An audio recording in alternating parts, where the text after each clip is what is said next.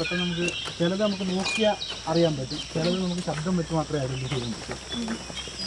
അങ്ങനെയാണ് അതിൻ്റെ ഒരു പ്രത്യേകത എന്ന് പറയുന്നത്. ചിലത് വളരെ ചെറിയതായിരിക്കും, വലിയ പക്ഷികളുണ്ട്, വളരെ ചെറിയ പക്ഷികളുണ്ട്.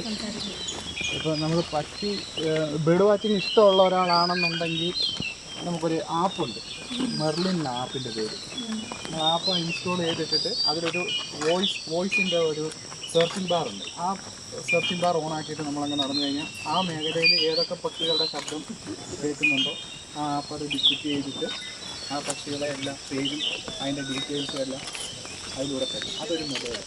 നമുക്ക് പെട്ടെന്ന് നമുക്ക് മനസ്സിലാക്കി എടുക്കാൻ പറ്റുന്നില്ല. ഒരു പക്ഷിയെ കണ്ട് ഞാൻ ആ ഫോക്കസ് ചെയ്ത് പിടിക്കുന്ന ഭാഗത്ത് കുറച്ച് പക്ഷികൾ പറക്കുന്നുണ്ട്. ഫോക്കസ് ചെയ്ത് പിടിക്കുന്ന ഭാഗത്തില്ല, കുറച്ച് അവിടെ കുറച്ച് പക്ഷികൾ പറക്കുന്നുണ്ട്. പക്ഷേ ക്യാമറയിൽ ക്ലിയർ ആയിട്ട് കാണാൻ പറ്റില്ല, അതകത്തുണ്ട്. ഞാൻ അതാണ് കുറച്ച് നേരമായിട്ട് ഇങ്ങനെ നോക്കി വെച്ചിരിക്കുന്നത്.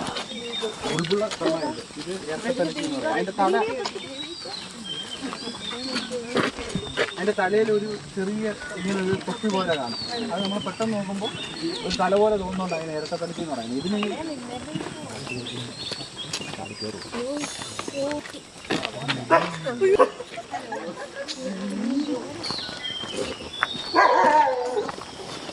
ഈ ബേർഡ്സ് എപ്പോഴും ആക്റ്റീവ് ആവുന്നതെന്ന് പറയും. ആക്റ്റീവ് ആവുന്ന ഒരു സമയം എന്ന് പറഞ്ഞാൽ രാവിലെ ഈ ഒരു ടൈം, പിന്നെ ഒരു വൈകിട്ടൊരു 3:30-ക്ക് ശേഷമുള്ള ടൈമാണ് ആക്റ്റീവ് ആവുന്നത്.